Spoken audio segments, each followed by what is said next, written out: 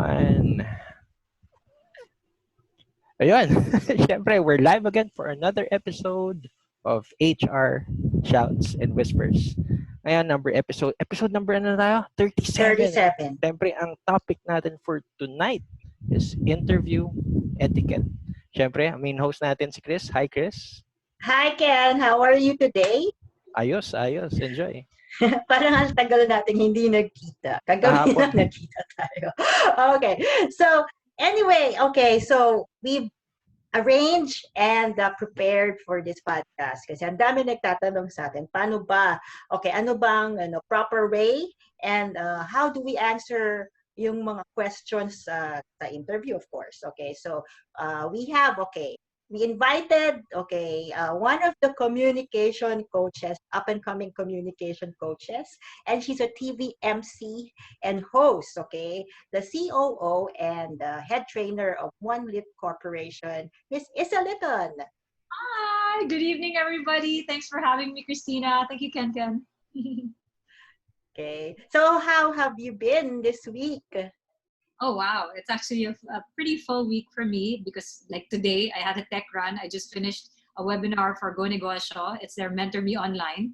Mm-hmm. And now I'm jumping here. Then tomorrow I have an Independence Day webinar for women in advertising, PR, digital marketing. So I'm looking forward to that.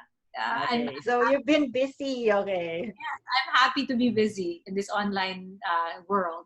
Okay. We've also invited mga professionals from the BPO industry because they've been, in doing these interviews. I think day in and day out, they've been, going through resumes and doing interviews. So we have Mr. Carlo Soria. He's a senior manager of HR recruitment and inventory for a BPO company. Hi, Tina. Good evening. Good evening, everyone. Hi. So, busy ba? Busy, yes. We're recruiting for a new account. And we're actually targeting to start the new account June 15. This coming Monday. So, sa mga viewers natin na naghahanap ng trabaho. Okay. And then we have two of our moderators in HR Shouts. Okay, we have Lorenz Mutia. She's yeah.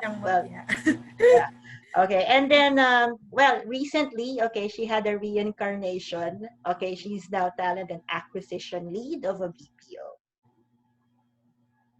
So, kamusta? Hi everyone. It's a very nice experience. So parang nag 1 month akong bakasyon.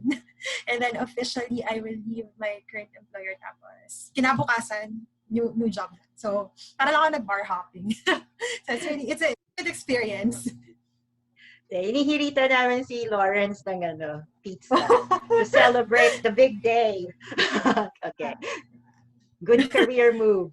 Okay. And then we have Mr. Pyke Conde. Hi. Kamusta? So, Pyke, how is your week? Oh, well, a bit busy. I just got home. Nagpagawa ako ng kotse kasi sira yung aircon, pero okay na ngayon. Yeah. So, a lot of... So, I'm glad to have made it on time. Okay. So, we're glad you're here too. Okay. And then si Ken, kamusta ka, Ken? Ulit. Anong ginagawa mo dyan? Anyway. Ito. Nag-enjoy mag-share sa mga groups natin.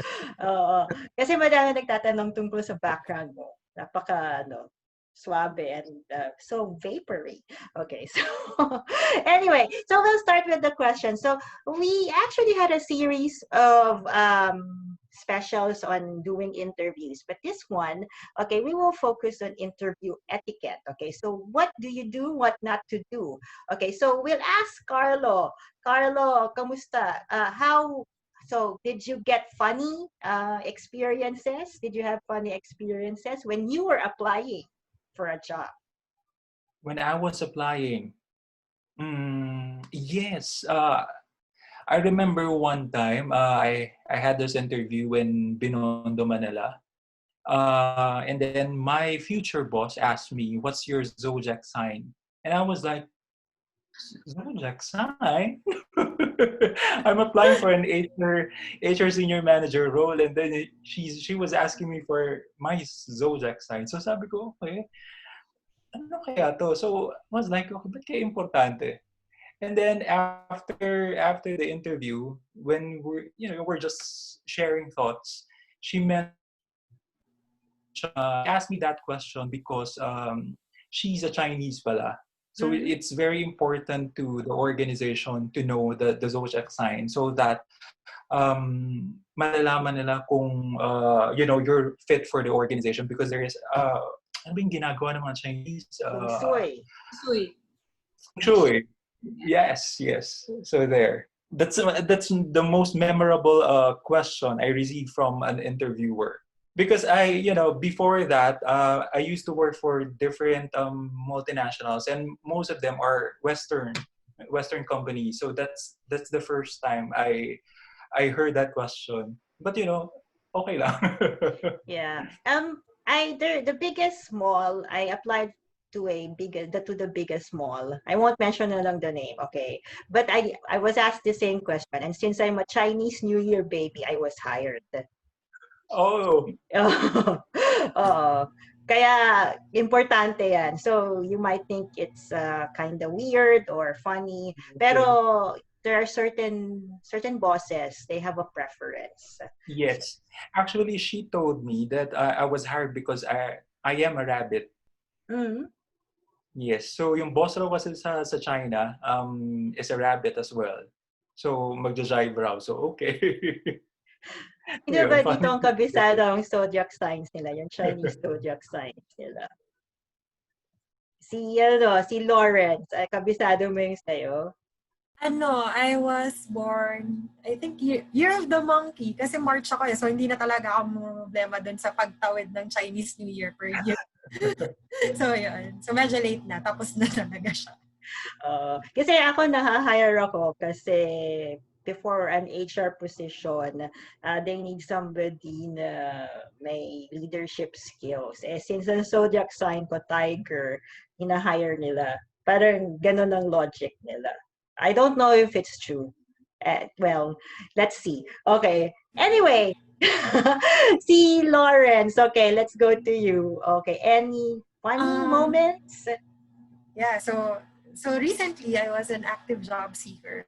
So syempre, I applied to like a lot of companies. And what's funny is that yung mga hindi ko na-expect na tatawag sa akin yung tatawag sa akin kasi medyo ambisyosa ako. Na-apply ako as one level higher to what I'm currently in. Siyempre. Siyempre. So this company, hindi ito yung nag-hire sa akin. This company is also in real estate. Tapos it's in, I think, southern part of the metro. Tinanong ako, I think she's a headhunter. Mm-hmm. Kasi she introduced a different name of the company, pero sinabi niya is the industry itself. Sabi niya sa akin, so you're 29 years old. Kasi she saw daw my graduation date. Like, I'm actually 28. Tapos sinabi ko na sa kanya, so do you have a boyfriend? Kasi babae siya eh. So do you have a boyfriend? Like, no. Do you have plans of dating? Do you want kids? I think so. Yeah. So it's kind of funny. Pero ano siya, turns out, I used to ask that nung nasa BPO pa ako. Kasi we're monitoring attrition. Like, are you single or married? Do you have kids? Who will take care of the kids if you started working? So yung mga, turns out, it's not supposed to be asked, guys. So yung mga recruiters dyan na nagtatanong pa ng ganyan tanong, we should leave that far behind. So it's like, guys. Well, parang yan, to TMI, parang border during yes. So, let's see later, okay, kung ano pang dapat hindi itanong. Okay. How about Pyke? Si Pyke, ano yan eh, serious siya, parang natatakot ako mag-apply. First job interview ko. Tapos yung interview ko with the recruiter, ang ganda, sobra, parang artistahin. So habang nagtatanong siya, katingin lang ako sa kanya. Na-starstruck ka? Oo. Patrick, ha? Gumano lang ako kasi nga, hindi ko na napakinggan yung tanong niya. Kasi nga, nakatitig lang ako sa kanya. Parang, ah, tapos ang galing pa niyang magsalita. Plus point sa akin yun eh. Pag articulate and parang DJ quality magsalita. So, pinatanong ko na lang sa kanya ulit. And so far, pinasa naman niya ako and I got the job. So, yun yung mga times na hindi pa ako sanay. Parang fresh from college and nasanay lang ako sa circle ko. And then, I'll be out there to be interviewed, to be asked questions by someone I don't know. So, ayun. So, medyo aloof yung feeling ko that time. Pero nga dahil maganda. So, ayun. Pa-mysterious effect ka pala, Pyke. Okay. Ano lang, maano pa ako, wala pa akong sungay. Ayan, may sungay ka ba? Tsaka buntot, tsaka pakpak. Okay. So, teka. Okay, someone is quiet and we will ask her. Okay, so, Issa, ikaw naman, what was your funniest experience during an interview? I'm the one being interviewed, because don't forget, I do this for a living. I'm actually the one who usually asks questions, diba, as a host. And the thing is, mga sa script naman yun, diba? And I have my own spontaneous as long as it's related to the topic. But when oh my God, such a long time ago, I've only been interviewed once for a job, ever. Well, fresh grad, and I was already working in the PBA when I was in second year college. And when I graduated, or when Boss Vic got wind, View Vintage at the time, got wind na graduate na ako, sabi niya, pasok kita sa sales. So it was more of a formality that I just do the interview kasi parang you're just going through the motions, but he already pretty much hired me. But it was weird because I don't even remember the questions because it was just, hi, graduate ka na ba? Nakuha mo na diploma mo? Something like that. And I'm like, yes. Okay, start ka Monday. Diba? Parang, it's always weird for me to be put on this seat where I am right now I'm being interviewed. So, hearing this, I do remember that though, yung shinare ni Lorenz, yung, when are you getting married? I do remember being asked that one time before, but I don't think it was for Viva Vintage. I forget when. But I was really like, why is that relevant? Sorry. I mean, diba? I was still polite. Well, the best answer is, will you pay for it? Will you be the nino? Thinking that's bad, diba? Kasi you're not supposed to answer a question with another question. I mean, I try to have fun lang. Tumatawa, parang lang. Pag interview kasi, di ba? Minsan kasi pag serious ka, this is what I've been doing. Kasi syempre naman, medyo, we went through a lot of interviews na. Okay, pag masyado kasing serious, parang lalo pang, nagiging problematic eh. Yung tumatalsik yung laway mo, di ba? Hindi, nagyayari yan, di ba? Parang, sorry boss, di ba? Pero, I try to relax lang. Tapos, syempre, we're very conscious of our grammar, especially when we answer in English. So, lalo pang nagbabaluktot-baluktot. So, just try to relax. Yeah, because you're nervous. That's true. Si Ken, ito, nag-i-interview. Tanungin natin, paano siya yung nag-interview? Siya yung ini-interview. Ano yung funniest niya? Sa akin, yung funniest ko yung, yung una kong interview. So, parang I was really hangover pumunta ako sa interview. Maganda! So, parang, hindi kasi parang, bad timing. Kumbaga, nakalimutan ko yung interview. Medyo bata pa ako nun eh. And then, pagdating ko doon, talaga parang wala talaga ako sa mood. So, nung tinatanong ako, yung mga sagot ko lang parang walang sense. Gusto ko na umuwi. Diba? Pero, of course, I failed that interview. Of course. Pero, ang masaya doon is, I learned from that experience then. So, yung mga sumunod kong interview, naging okay na. Kasi parang, sa simula, nakita ko yung mga ginaguide din natin. I mean, all of us help people din in regard sa mga interviews eh. Nakita natin nandun talaga yung kaba eh. 'Di ba? Pero ang napansin natin as we go to more interviews, Yeah. 'di ba? Doon na medyo nagiging calm na tayo kasi minsan alam na natin yung isasagot natin eh. So, ayun lang. I took it to experience na magkamali talaga ako sa una. So, ito naman, for those who are, ito yung age-old question, okay, UP Ateneo Lasal, okay, was that ever asked? From what school did you graduate from? Si Carlo, ito kabaro ko to eh, maroon. Always. Interviewers, they always ask me that question. Lagi yan. Every time they will interview me for an HR position, they will ask me that question. And then the same line na nabanggit mo kanina, ang karugtong palagi, oh, you're a UP graduate, kaya mo lahat to, no? So may ganun ng expectation. But sometimes it's hindi ko talaga binabanggit eh. Unless tatanungin. Because for me, it's a disadvantage minsan.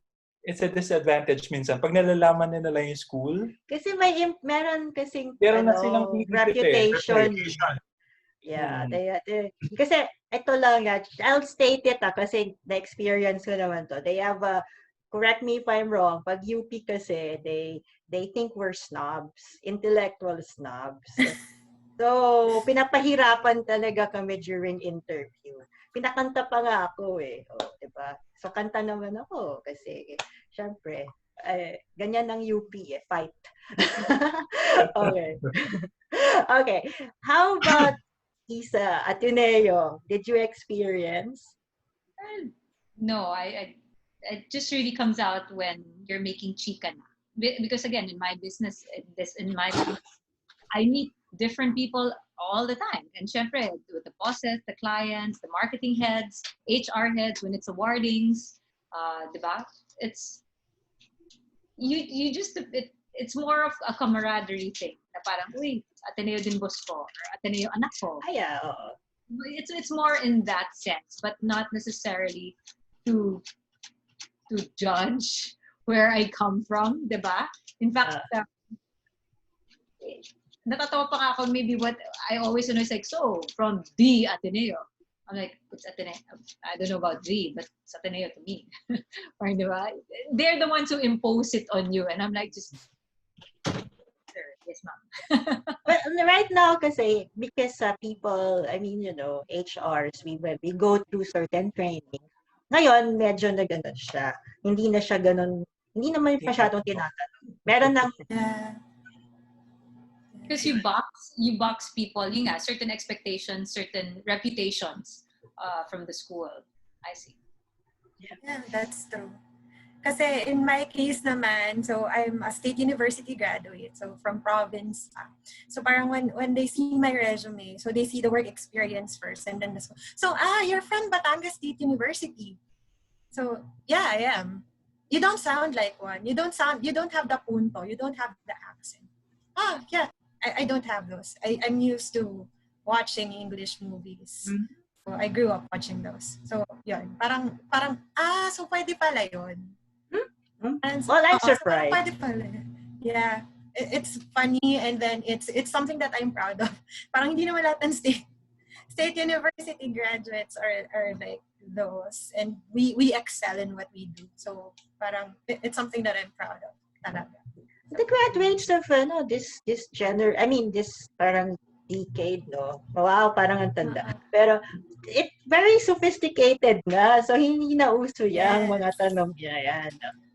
Yes. So we'll go to Issa, kasi Issa recently did a workshop, okay? It's how to do Zoom presentations. So what are the frequently asked questions of your attendees? Okay, it's actually host. I call it overall, because I'm a host, I call it hosting 101. But it really is encompassing of communication skills, presentation skills, which is what Zoom meetings are all about, be it you're presenting a report, a sales pitch, or diba?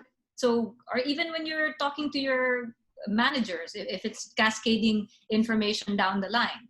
So again, hosting is just my term because it's what I am, but it's encompassing all that: communication, presentation skills. And when it comes to this medium, it's because they've been seeing me in online events. I get approached by the clients that I've been hosting for na, Isa, pwedeng turuan mo yung mga tao namin. Could you, teach our people to be comfortable in this medium? Because we see, or they see, that I seem to be comfortable. I'm also learning, but I guess I'm projecting a certain confidence, or even like I'm reading a script, but apparently a lot of people say, hindi halatang nagbabasa ka. Because I know where to place my script. I know where the camera. So these are technical tips. Anyway, the go-to questions from the past, I've had 2 workshops already, 2 corporate ones and 1 public one. So that's 3, sorry. Is how to interrupt people. Because in this medium, again, especially with Zoom, for now, it's a per speaker view. Pero kung all speakers are shown, like actually now, I'm seeing us on Facebook, by the way. I have my own monitor. So this is me being the techie. This is part of tech when you're actually broadcasting in Facebook.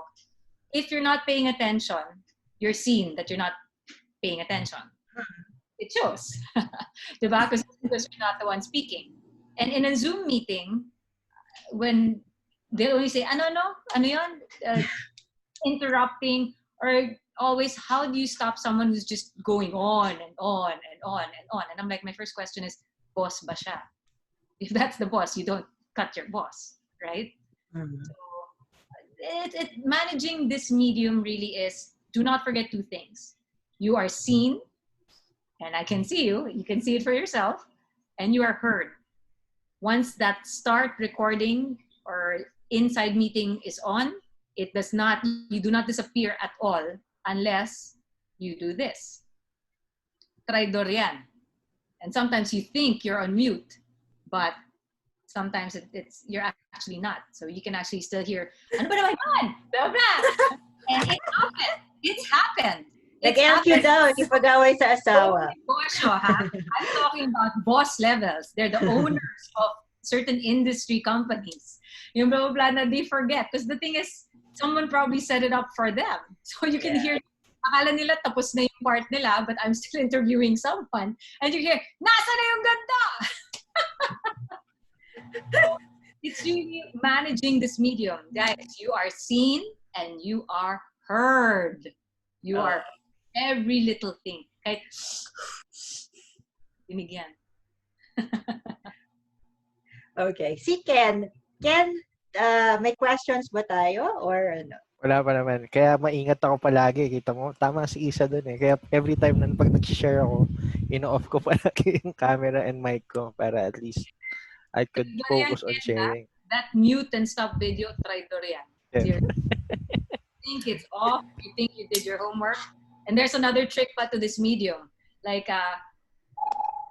parang syempre, like if you're conducting an interview, and one of the ways you actually do tech, how you connect with your tech, is you actually chat via the chat box. So again, I'm talking to you straight now. It takes practice to do this, but if you take a look at the chat box right now, can you tell I'm actually typing? See, it's a skill. Oh, you have to practice that pala. Parts of the things I have to bring up, because the last thing you need to know is, teka lang po ha. Ay, ganyan. Kailangan touch typist ka. kung matanda naman. Hindi. So those are the things that you have to be conscious of. Okay, so let's go back to interviews. Guys, may umiyak na ba sa inyo? Oh. So many times. Okay, so I guess... Not really so many times. A few. Ikaw ang umiyak or may pinaiyak kayo? Sorry. Umiyak ka, Lorenz? Or... No, umiyak yung candidate in front of me. She needs this job, mga ganun. So I was like, a year in recruitment pa lang noon. I think a few months in the role pa lang. Tapos, call center siya. So, medyo, na siya, middle-aged na siya. Tapos sabi niya, bagsak siya sa interview, final interview. Tapos sabi niya, kailangan niya yung work na to. Ganyan. Tapos, umiyak siya. Tapos, after that, pinrovide ko yung feedback, yung tips. Tapos, nung nakalis yung applicant, ako naman yung umiyak. Kasi naawa ako. Tapos, ang sabi ng team lead sa akin, na nakarinig, kasi parang yung facade ng office is puro doors, puro interview rooms. Tapos, kita niya ako sa labas. Tapos, umiyak ako, nakita niya. Ganun talaga. It's a part of the job. Kailangan matibay-tibay ang loob. Which is, eventually, yun naman taong yun. Since you can reapply naman after 30 days, 45 days. Siya nag-reapply. Tapos she passed, pero sa non-voice account. So, parang online exam lang. Tapos, pasa na siya. So, swerte rin. It's something naman na learning experience for her. Kasi BPO tayo lahat So, I guess yung process ng BPO industry, you have like outcome on the same day. Hindi na naghihintay yung aplikante. So, what we do is we give the bad news, pero we give them pointers for their next interview. Para hindi naman pangit yung ending. Tsaka di ba? Kasi for us then, we don't want to also end it on a bad note. Kasi mabigat din. We're human beings too. You crushed my dreams. It's heavy. I understand. Yes. Okay, so si Carlo, parang si Carlo, gusto ko palagi mag-apply kay Carlo kasi parang Well, I had this interviewee when I was still in Iloilo. So I used to lead this HR team in Iloilo for a call center. And then there was an interview with OFW. So kauwi niya lang ng Philippines. And then nawalan nga raw siya ng work. She used to work in Saudi Arabia. And then hindi rin siya nakapasa. But, hindi ako yung nag-i-interview because I have my recruiters to do that for me. And then she asked one of my recruiters, sabi niya, can I talk to the head of HR? And then sabi ko, bakit? Ba't ako kakausapin? And then umiiyak siya sa labas ng room ko. So sabi ko, okay, I'll talk to her kasi baka may kailangan lang sabihin. And then, yung welcome ko na siya doon sa station ko. She told me, I need this work. I really need this work because I lost my job. I just lost my job in Saudi Arabia and kailangan ko talaga magtrabaho. And I'm a single mom. So sabi ko sa kanya, I cannot promise anything to my friends who are also recruiting. Mm-hmm. So yun na lang yung sinabi ko. Because in the BPO industry, you have different accounts, right? And these accounts, they have their own standards for their candidates. Mm-hmm. So hindi mo mapipilit yung isang candidate pag hindi talaga pasok dun sa standards nila. So as much as I would like to help her get the job, I can't. Hindi talaga. Tama yung sinabi ni Lorenz kanina, lakasan mo talaga loob, tibayan ng sikmura. Pero, sorry, Ate Christina. I like how you, Lawrence, have been talking about this because it also goes to show you're human too. Kayo yung kinakatakutan diba? Kayo yung So it's nice na you're airing it out like this. Wow, yun nga. Tao rin naman pala kayo. And it's a hard job. What you're doing is a hard job. Akala nila ang HR. Actually, HR has a reputation of masungit and then autocratic. Pero hindi nila nakikita na pagtalikod namin, nagdurugo ang puso namin. Nagdurugo. No, but it's something that we have to go through and then have to manage also. Anyway, we have a question. Sabi ko na nga ba, pag love life, ito. So how do you address interview questions involving your personal life? Like, if they ask you about your love life, anong sasabihin mo? Lawrence. Nagkukwento si Lawrence kanina, di ba? Is that relevant to the job that I will do? Because I think I can assure you it won't impact the job that I'm about to do. So may mga ganun. May iba medyo snappy parang lalo na pag seasoned na yung BPO employee siya. Hindi niya, you asked that. Lagi kayo, lahat no. Tapos yeah, we do that. Tapos parang binalik pa niya sa akin yung tanong, if I'm gonna ask you that, anong isasagot mo? So parang medyo, sabi ko, yeah, it's not a part of technically the interview, but we're gauging your commitment in the role. So if you're in the position of the candidate, you just tell them it's not gonna impact the job that I'm about to do. That's a good point. Well, ako kasi, during I gauge interviews kasi as a conversation. No? So, my goal is to present my personality. So, as long as it's not borderline yung tipong bastos or whatever, nakikiride lang ako. Sakay ka. Like, business is booming with my love life. Okay, but seriously, it also depends on, you have to match your interviewer. Kung playful siya, playful ka rin. I mean, as long as hindi siya yung borderline na hinaharas ka na, okay? Kasi in the entertainment industry, so revelation time, so mga 1990s ako naghahanap ng trabaho. Walang ganito the HR profession didn't have trainings. It was not very sophisticated yung recruitment processes. So, dito isang tanong lang, kaya mo ba itong trabaho na to? Oh, yun. And then all you have to say, yes, kaya ko yan, kahit hindi. Ganon.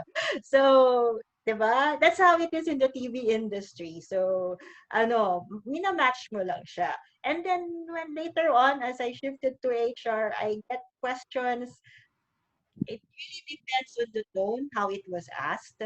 If it's really condescending, doon ako, magpapakita ng konting, sungay. Okay? Pero kung hindi naman, ride ka lang. Okay, but if I may, yun nga, tama si Lorenz. That question of just, how is it relevant? Not maybe outright, bakit relevant yon? Why is that relevant? Diba? Kasi parang, yung pala aktivista, women's rights, diba? Because I'm a women-led girl. What if it showed something like that? But it really helps if you say, like what you were explaining kanina, it's attrition in our company. Because if we know na you're engaged na pala, we're expecting will you go on maternity leave? And these are things we have to plan for. I think it's always nice to see that balance, just so you don't feel offended when it's asked to you, maybe. Mga guys naman, pag tinanong kayo, kamusta love life nyo? Kasi girls, parang gano'n, diba? Kay Pyke, diba? Tinanong siya, Mr. Conde, kamusta naman ang love life nyo? Well, syempre hindi naman ganong love life, di ba? Parang sinasabi, siguro, tinanong na ako nun before, pero I didn't think negatively out of it. Kasi I considered that the interviewer might just be considering the external factors that will affect my responsibilities. So, tulad yan, I'm a single parent. So, andun yung tatanungin na, so while you're at work, who's gonna look after your child? Yeah, so, syempre, that's a potential, parang case of absenteeism. Diba? So, the interviewer is just trying to gauge if all your bases are covered and you're all set to perform your responsibilities. Your commitment level, diba? And that you will not make excuses. Yep. Yun din yep. yun. Ask lang, is everything in place? Kasi I hire you, biglang, alam niyo naman pong single father ako, di ba? Oo nga. It's the same thing as parang sa Bulacan ka nakatira, then ang ina-applyan mo sa Alabang. So, syempre, the recruiter will also have to ask, so paano yung biyahe mo? Babiyahe ka from north to south every day. So, paano yan? So, di ba? So, parang pwede mo naman sabihin na I found an apartment nearby. So, parang ginigauge lang niya yung how set you are for the job. Yeah, usually kasi, I really parang respect yung mga nag-a-apply from Bulacan. Kasi our office is in GC, no? But all the way from Bulacan, makikita mo naman na masipag sila. But, you know, during this period, yung nagkaroon ng, ng ECQ, hindi na sila na, I mean, we had to let go of one. Kasi hindi siya, wala na, of course, transportation is a problem. And then second, we couldn't let him let him be part of the team kasi he had to be trained pa. So parang there were too many things going on na it all boils down kasi nasa Bulacan siya. We had to let go. So I think at this point kasi with the new normal, employers have to be more selective, especially kung ano yung proximity ng employee sa office. Kasi it's for it's practical, for practicality's sake. Saka syempre, yung during ECQ, we had to transport equipment to their houses. So, nahirapan din kami doon. Naghanap pa kami ng Lazada driver to go to Cavite, to go to, alam mo yon, yung mga transportation problems. So, those were the challenges of ECQ. Si Carlo, ano nangyari sa'yo during ECQ if I may just ask? ECQ, we were working from home from March 17 up to May. And then we just, returned here 3 weeks ago. So we're working now in the office. So I'm glad that you're able to go back to work. I mean, to the office na talaga. Kasi ang hirap work from home. Kasi, well, mas mainit siya. Kasi, of course, titipid tayo sa aircon. Diba? Oh, so, mahirap kaya. Alam mo, yun nga, when we were doing payroll, tapos, well, I have aircon, pero, syempre, there are times that you want to put it off, turn it off. So, ang hirap pala mag-payroll na walang aircon. Tagaktak ang pawis mo, nagpe-payroll ka.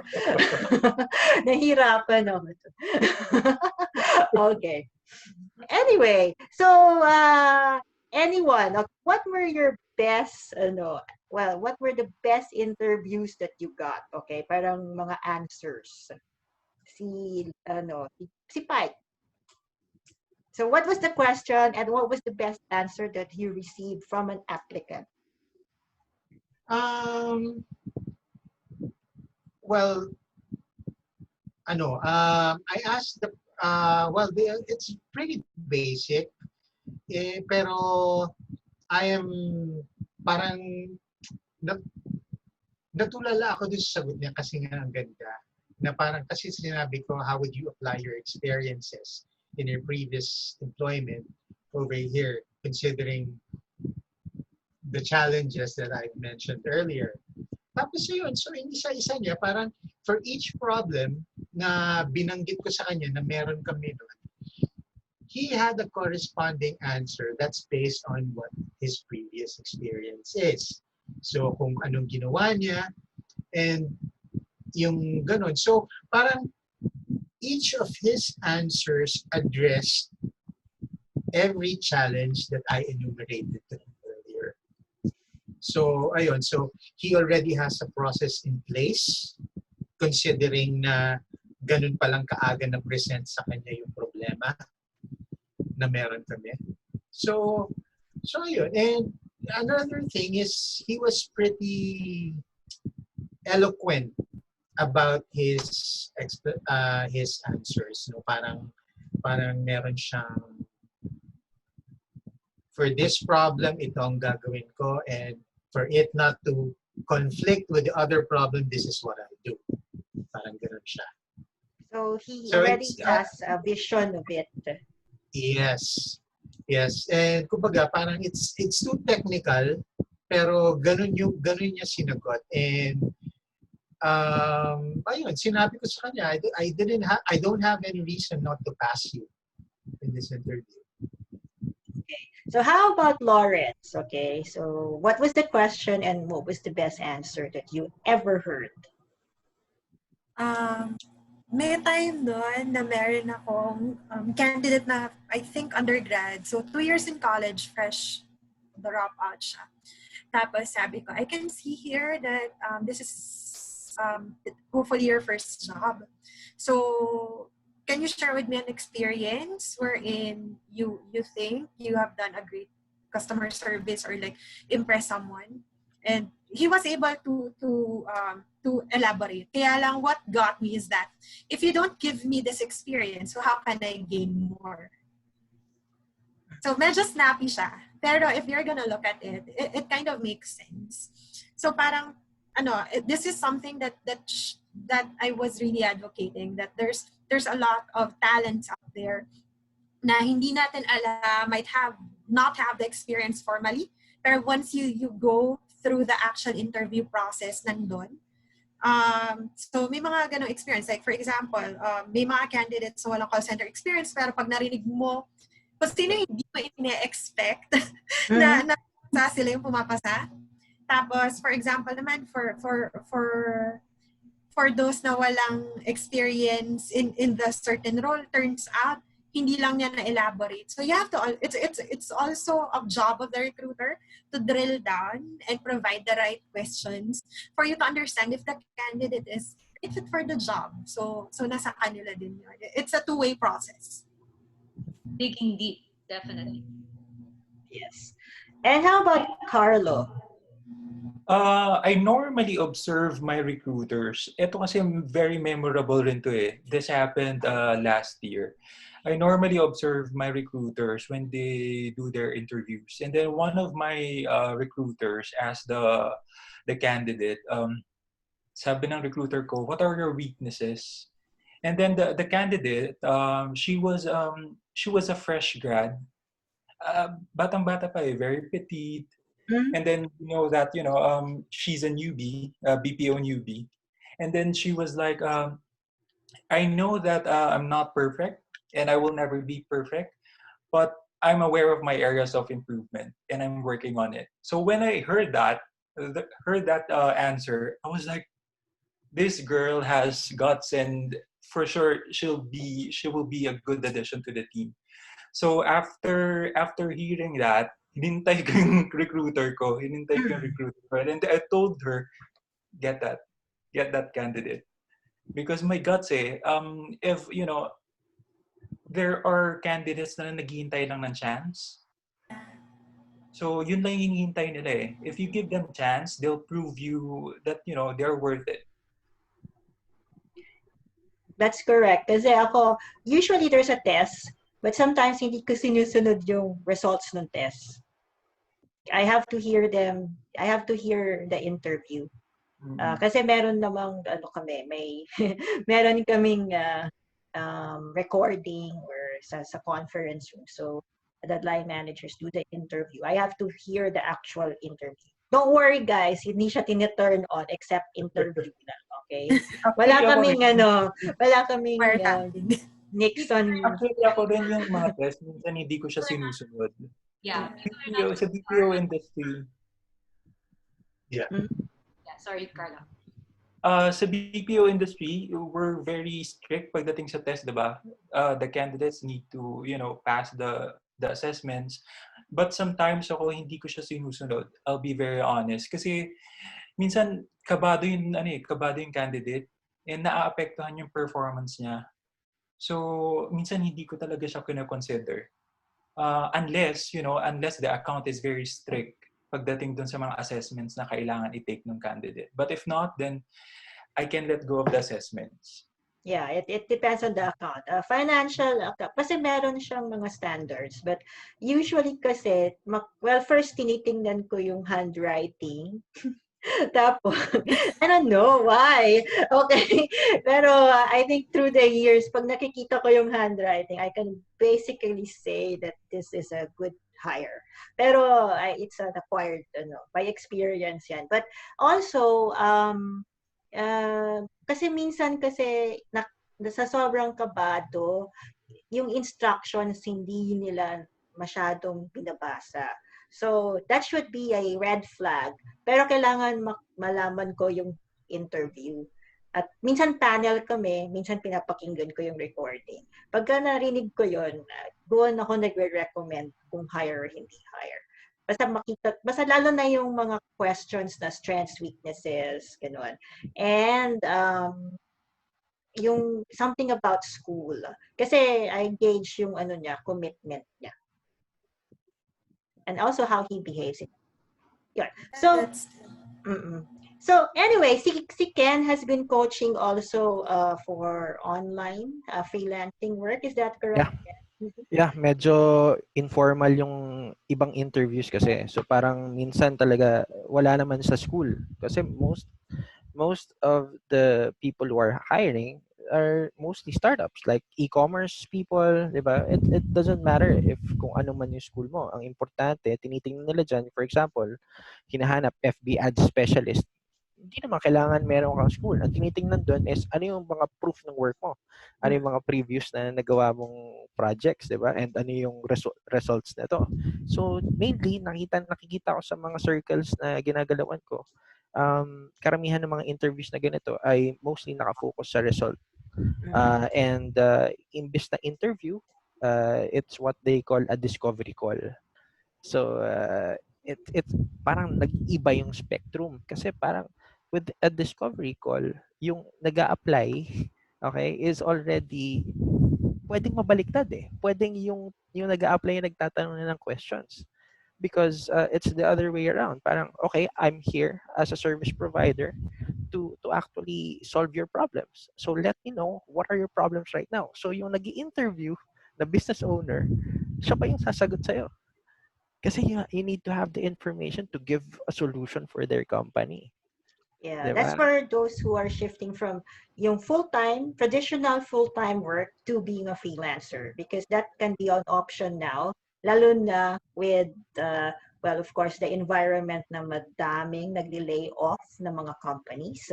So they can study how freelancers, first pass interviews. I think there are a lot of trainers for that.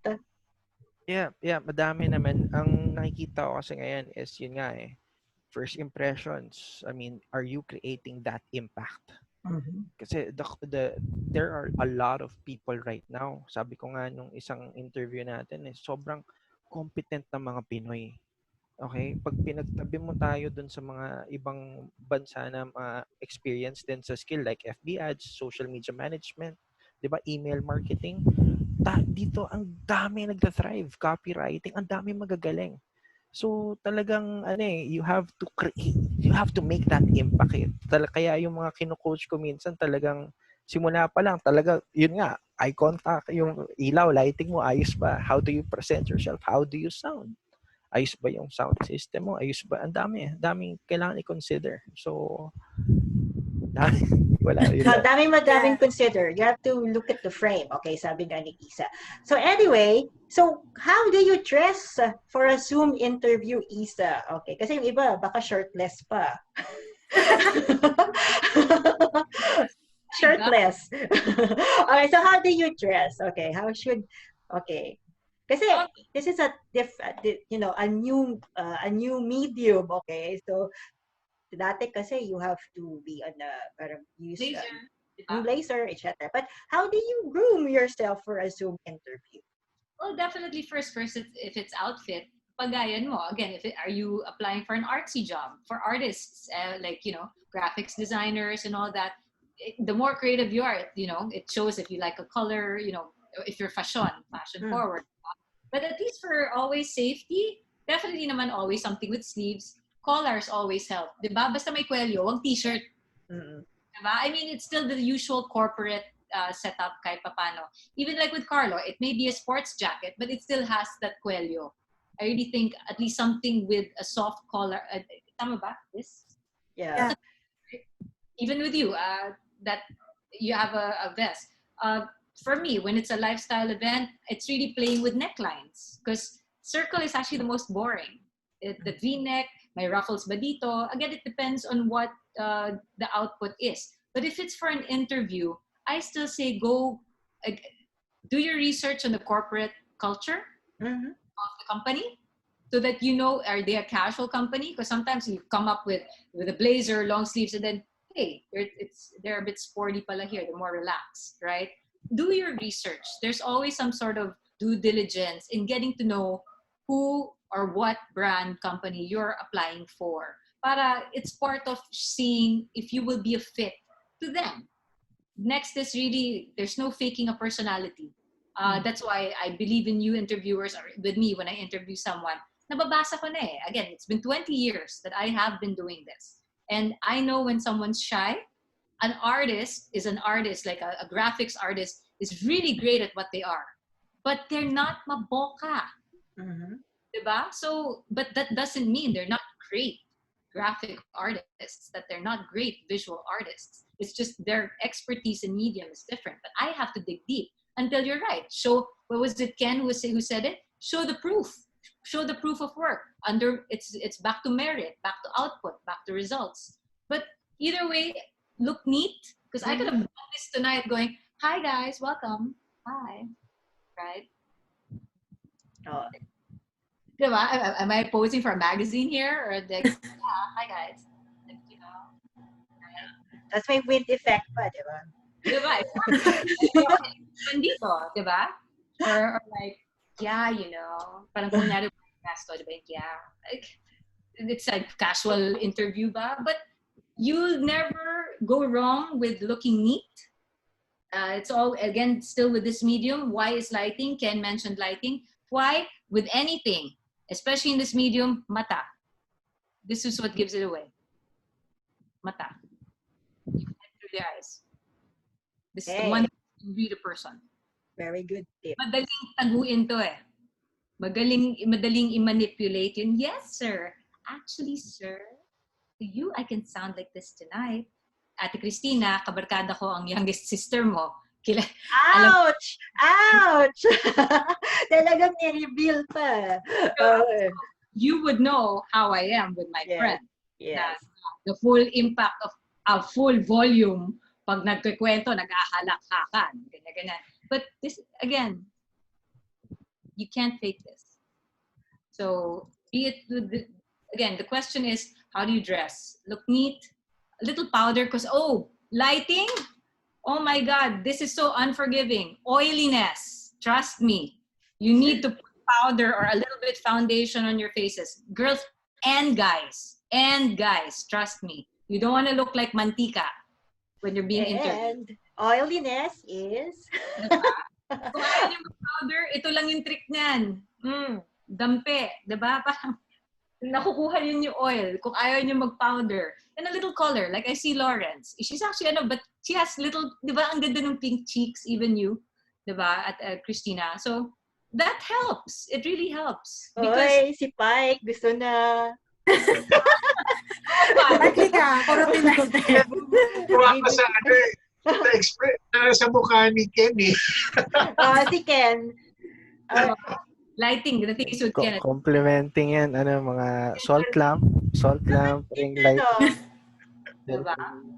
Kasi we usually don't talk about grooming, especially for Zoom interviews.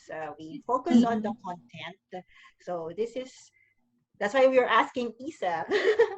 I would like to think, again, it's part of it's one of the unspoken presentation skills. It's the fact that you got dressed, it's part of your preparation process.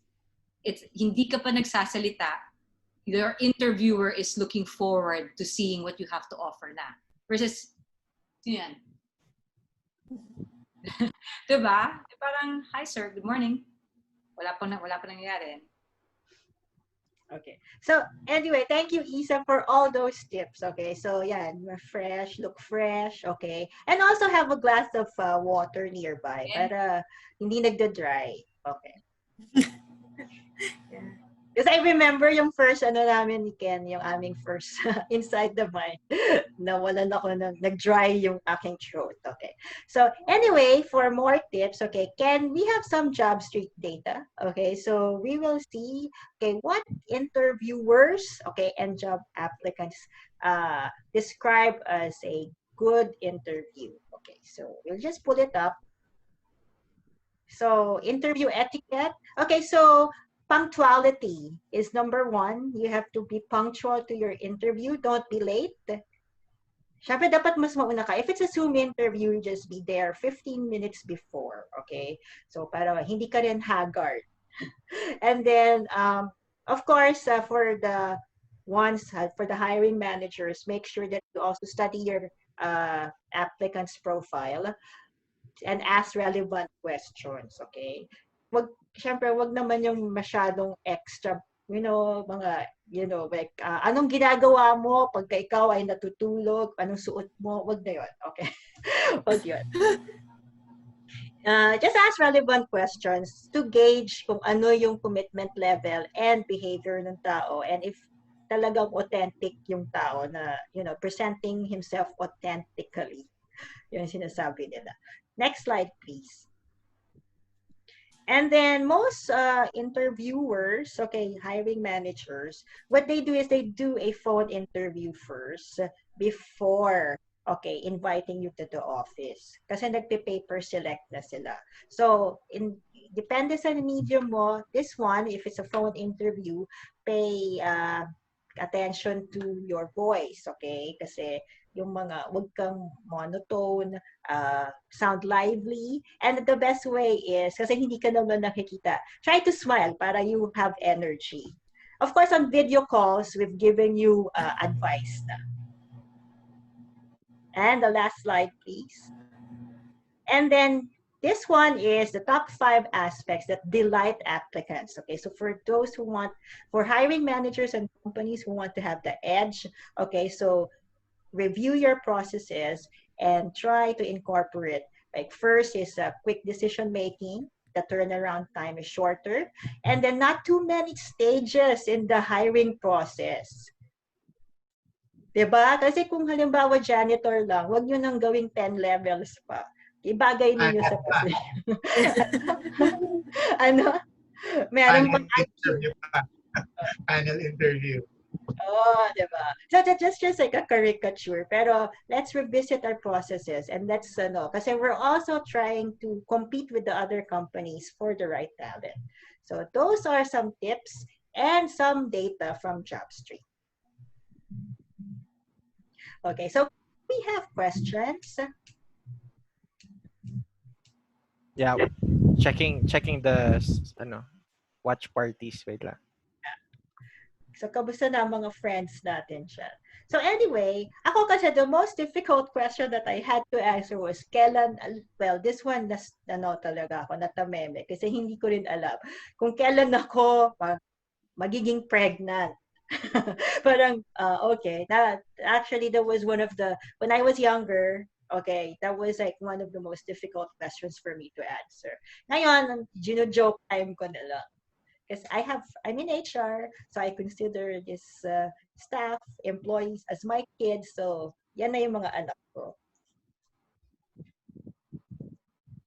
Okay.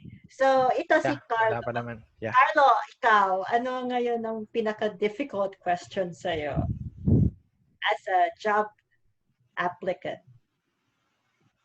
And how do you advise people to answer it? I think the most difficult question I encountered in my career was when my previous boss asked me, as an HR professional, what do you think is more important? Keeping the employees happy or meeting the management's targets and expectations? Oh, so definitely, that's a difficult question. I think that's the most difficult question I encountered. And how did you answer it? Or how would you answer it? I can't remember my answer, but I was able to get the job. Okay, so that's enough, okay, of a marker. Okay, how about Pyke? Okay, what's a difficult question to answer? Um, yung matagal akong nag-isip is, what's something that you didn't like about your last job? Eh, parang, then sinagot ko. And then, ang sabi sa akin, paano kung ganito rin dito? So, yeah. So, Iyak ka na lang. Sir, I need this job. So parang I felt like I was being pushed to a corner that I couldn't get out from. Pero binalik ko na lang sa kanya. Sabi ko, it will depend on how you can manage the situation. So kasi in my previous job, there was something I didn't like and no one acted on it. Now, if it will be the same, if it will be the same thing that I'll be disliking here, then it will be up to you kung anong gagawin mo about it. Tapos tingnan mo ng gano'n, straight. It will be up to you. Parang panakot, Yeah. diba? Yeah. Okay, how about si Lorenz? What's a difficult question? And how would you answer it? For me, siguro nung November. So, I tried applying. Dahil nga sabi sa akin, medyo ambitious ako. I tried applying for a head of recruitment. It's an e-commerce company. It's famous. So, yung may orange na logo. So, I applied there. So, I know I don't have the formal background. Mas, so, prior to the actual interview, alam ko yung tatanong nila, why didn't you have the experience? Which is funny because they considered me to go to the interview. So, pumasa ako ng paper screen. So, what I did is, parang in preparation, tanong ako dun sa mga boss ko, yung mentors ko. So boss, anong gagawin ko? So, prepare yourself. Ano ka lang? Kasi tanda mo noon, nung hinire mo ako, pinagawa mo ako ng 30, 60, 90-day plan. Try mo gumawa ng gano'n. So, when I was there, parang syempre, in-expect ko na tinanong sa akin. So, what makes you, yung parang, kung paano daw ako mag-fit dun sa role, considering that I don't have leadership experience. And yung magiging tao ko kasi, they're 3 na parang fresh grads, I think, and 3 to 4 years in the role pa lang. So, sinabi ko sa kanila is, I might not have the experience. And I also answered the same dito sa company na nag-hire sa akin. I might not have the formal leadership experience. However, from what I can see, based on your job description, you need a leader who's still willing to do interviews, who's still willing to do the role from the ground up. So I think I'm the best fit because first off, I'm a senior candidate in terms of my tenure, which means I can do still interviews. I can do interviews. I can hire for people. I can source for people on my own. And at the same time, in terms of the leadership, I think I've done fairly enough. I've mentored people already who became like site leaders as well. So then eventually, alam ko na parang it's like 5% chance of me getting that job.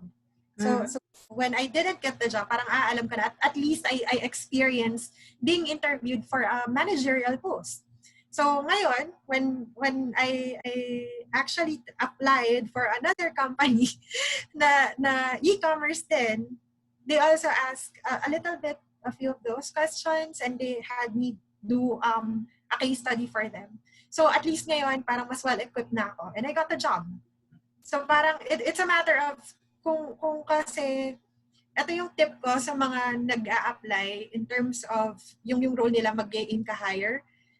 Sit back and reevaluate, is this something that you have been doing informally for quite some time? Kasi kung there are a lot of companies who have asked people to mentor their fellow employees pero wala yung formal na title.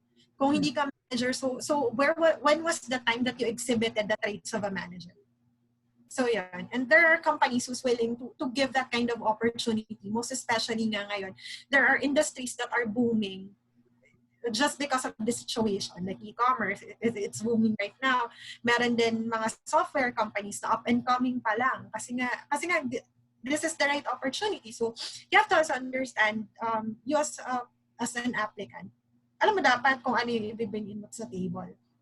And one more tip is, read the job description. Bago ka read the job description, it's on JobStreet naman in every job portal.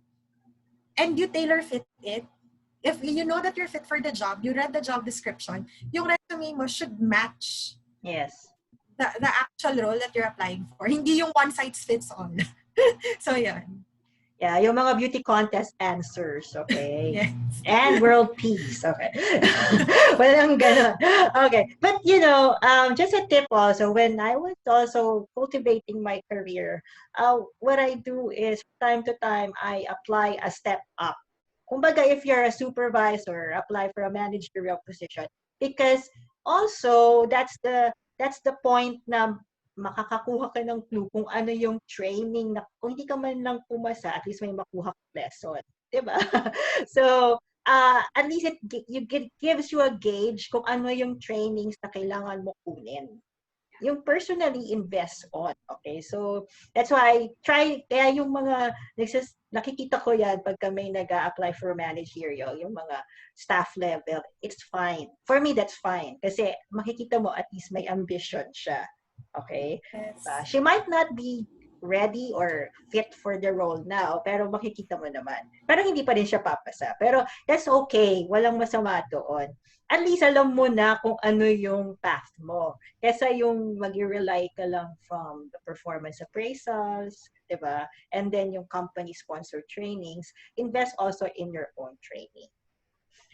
For Issa, okay, so what was the most difficult case? Okay, meron ka pang difficult na student, and what was that? Okay, like a question that was asked from you by an attendee. It was actually, if ever then, Gretchen Hall, when I was still teaching in ABS-CBN Star Magic workshops. They were I think they were my first group ever. So the Marky Strong, Gretchen Hall, there. I was the one hired for hosting and particularly events. How to manage yourself in front of the press when they're being interviewed, diba? All those I cover. Again, it's presentation skills. She asked me, can anybody host? She didn't ask me as Issa. I had to bear in mind I was their mentor and I was a teacher. It's the role that I took on at that particular moment. So as a mentor and a teacher, you need to be encouraging. Diba? You don't necessarily spell things in black and white, that not everybody makes it. So my answer was, you'll find your niche. Be it only 4 to 5 people will listen to you, you'll find your niche. As long as you could, this is actually one skill. The one skill I am teaching nowadays, I'm coaching nowadays. There's no area, any event, any industry that does not communicate.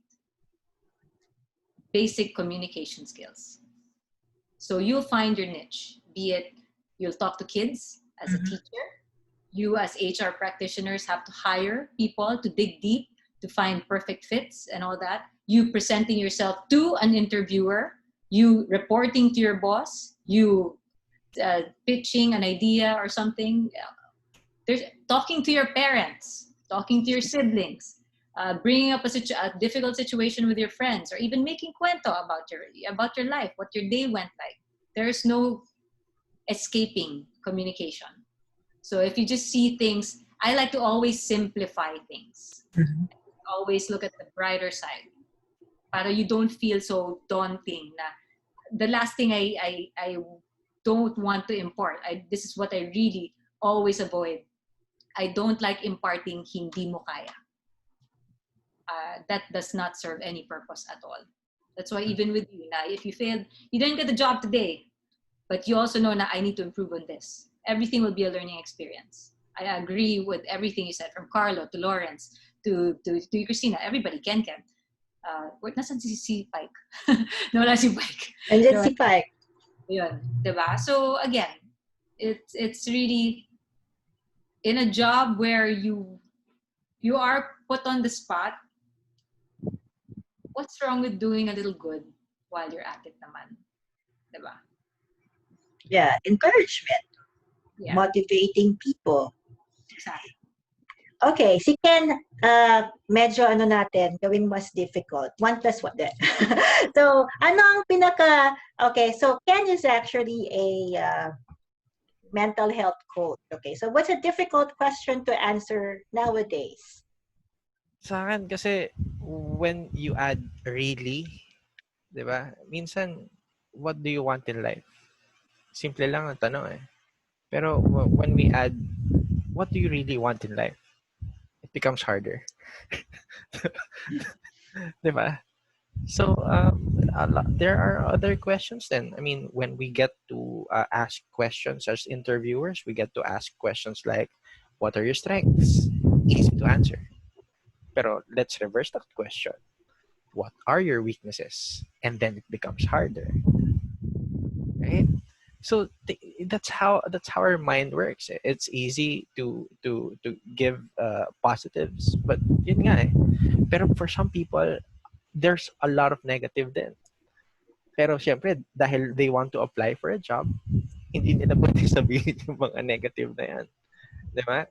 Pero as I was listening to the questions earlier, I recall my answer years back. Parang tinanong ako, what's your weakness? Sabi ko lang, women. Hindi ko wala namang connection doon sa trabaho. Pero I just felt that that's my answer. Pizza and women. That's it. Weakness ko talaga yan. Wala na ako magagawa. I get stunned. Diba? So, wala lang. Pero I do hope sa mga listeners natin ngayon, very, very important yung pinag-usapan natin dito. Agree ako kay Issa. Communication is very, very important. As you get to work with yourself, you get to understand yourself more, okay? Mag-grow ka eh. A lot of people work outwards. Pero you know what? It's the other way around. You work inwards. As you work inwards, everything will just flow outwards. Okay? I mean, I have, I just remembered this quote. This is from an anime ngayon. It's called Tower of God. I just read the manga kasi 10 years ago. And it said there, confidence or courage, sabi nila doon, comes from acknowledgement and repetition of what you're gonna do. So sabi ko, as I think about it, I just repeat that sentence, that quote every time when I do my talks. So, tingnan mo lang, nung nagsimula ka ba ng trabaho mo, confident ka na, alam mo na yung gagawin? Of course not. Diba? So, ano yun eh, once you get to be instructed, you repeat it day by day, the more you get accustomed to it, and hindi na siya conscious, it becomes unconscious na. Hindi mo na siya iniisip eh. Tama? Pero, ito pa yung isa doon. So, that's repetition. Now, the second part, acknowledgement.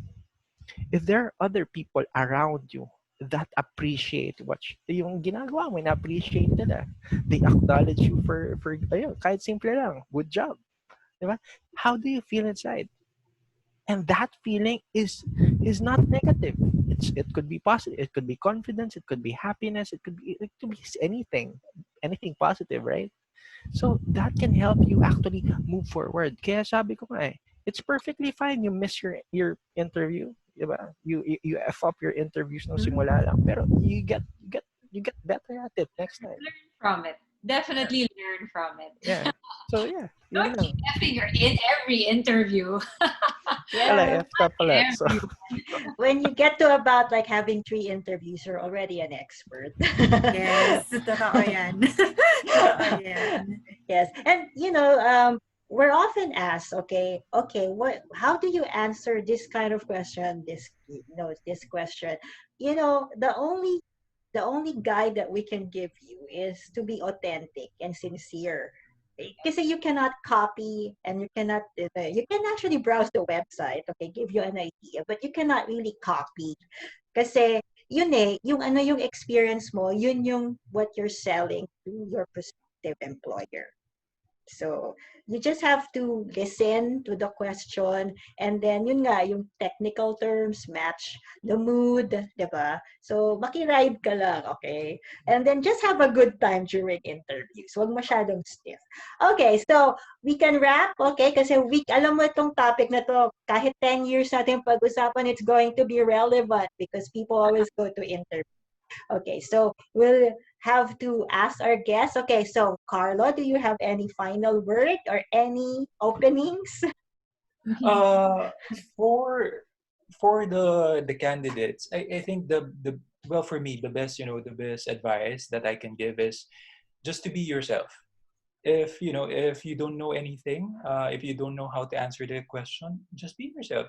Just be straightforward. I don't know the answer, but if you give me the chance to learn the job, then I'll be able to give the answer. Because honesty is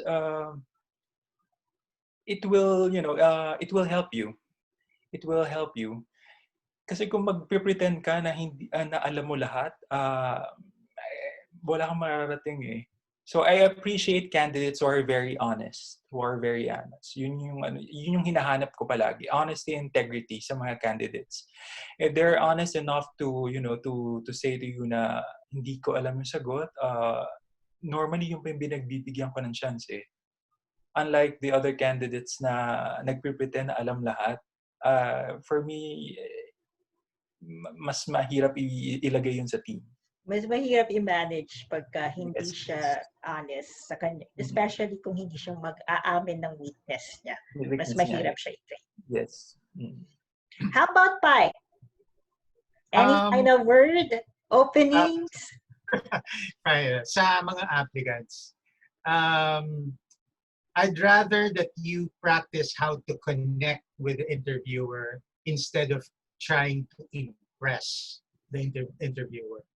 Kasi basing on the people I've interviewed before, they're trying to impress the interviewer too hard to the point na ang mga sagot nila is mga politically correct na lang and not realistic. So, ayun, connect with the interviewer. Siyempre, I'm not saying na mali, porket nakakonect ka na, okay lang ang mali ang sagot. I mean, you have to give answers with substance without really the intent of impressing. Kasi, siguro tayo naman lahat siguro nabentahan na tayo. And we tend to buy or at least listen to sellers who were able to connect with us. Tsaka, all the template answers are on the web. They teach you how to, like, okay, this is what you say when you're asked this, etc. So we already know that. So, and like what Christina said earlier, huwag kang mag-iimbento ng sagot because if the interviewer sensed that and asked a follow-up question, baka wala ka nang masagot. Like, for instance, what are your hobbies? I love reading. Or what book? Who's your favorite author? Wala ka naman palang kilala. Yep. Larry Alcala. Yeah. So it's better to be Authentic. Yeah, authentic. Yeah, well, yeah. Kasi nga, diba, it's, lalo na kung tanungin ka ng favorite question ni Ken. Really?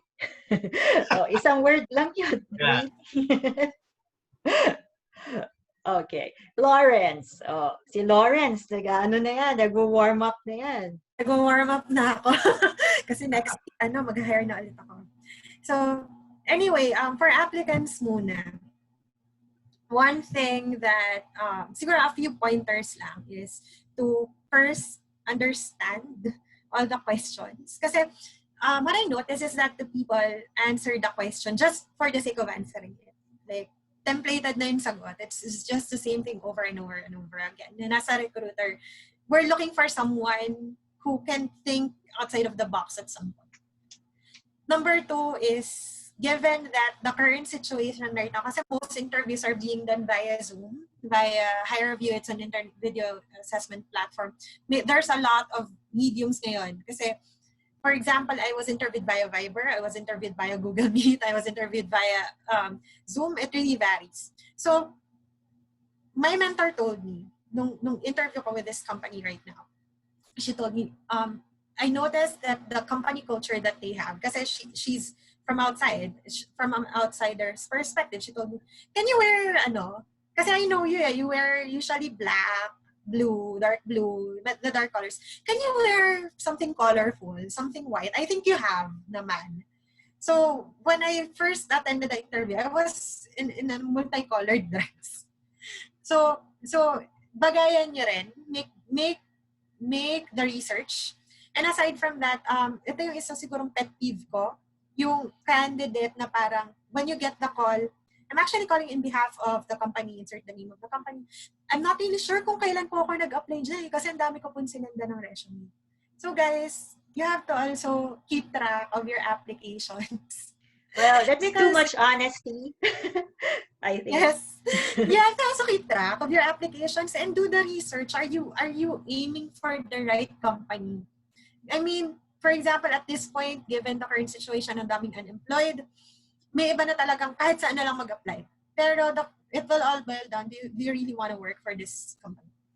So, for the hiring manager naman, if you're not really an HR person, may mga hiring manager talaga na may mga shocking experiences pag nag-interview.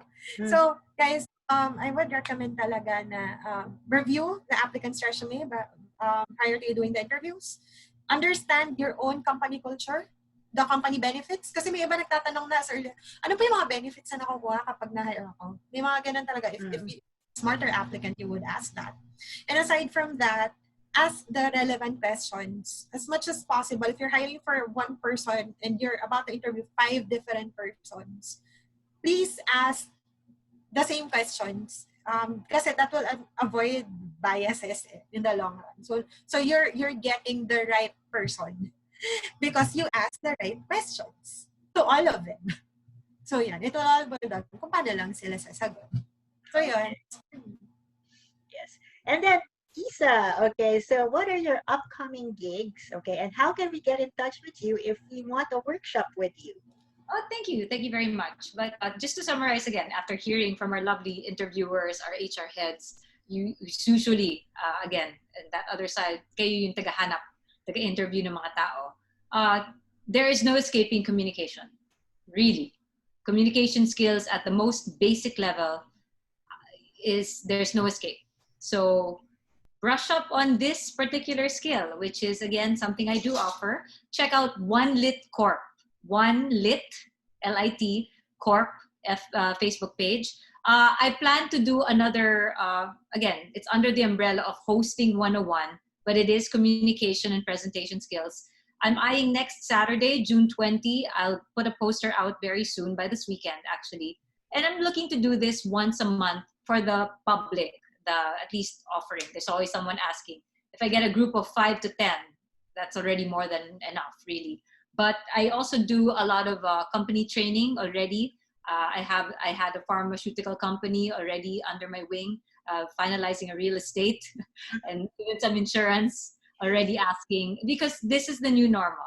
And kung dati, face-to-face, and sometimes na energy pa lang nag-exchange kayo, in this particular medium, this little screen, where you can try to read someone, you want to come across not just confident, but I think this is the term, competent. Kaya nyo. Brush up on your communication skills. That's my little piece of advice. And so for that, again, if I can help you, please check out Unwritten Corp Facebook page. Thank you very much. You can help them master the new medium. Thank you. And then Ken, okay, so anything new, upcoming? Just smile. Yung sa akin naman, ayun nga, siguro just to patch up on this episode kasi sobrang dami ng learnings natin ngayon eh. Again, this can be replayed and you can still get a lot of things here. Ang sa akin very important dito to our friends is ito.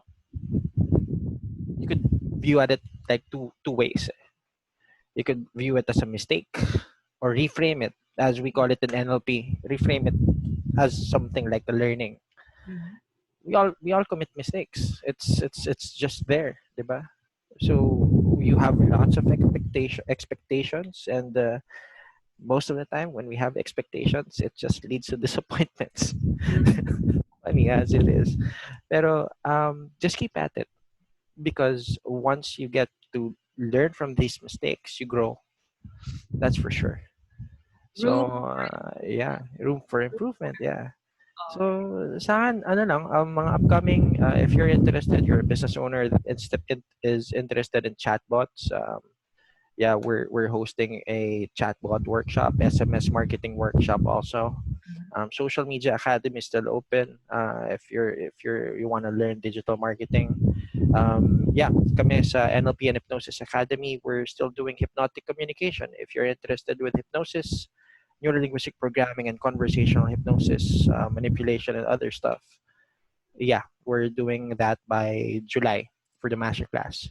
So, yeah, yun lang. And again, HR Shouts and Whispers, madami pang upcoming on a weekly basis. Dami pang upcoming, So yeah. yeah, we're growing and growing in HR Shouts and Whispers. So recently we announced our partnership with CPHR. So that's an accreditation arm. So if you're interested, you can get in touch with me.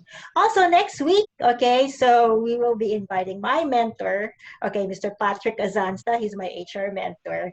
Oh, And Attorney Paul Sanggalang with Jason Principe. And we are going to talk about professionalism, ethics, and how to deal with pasaway behavior of employees.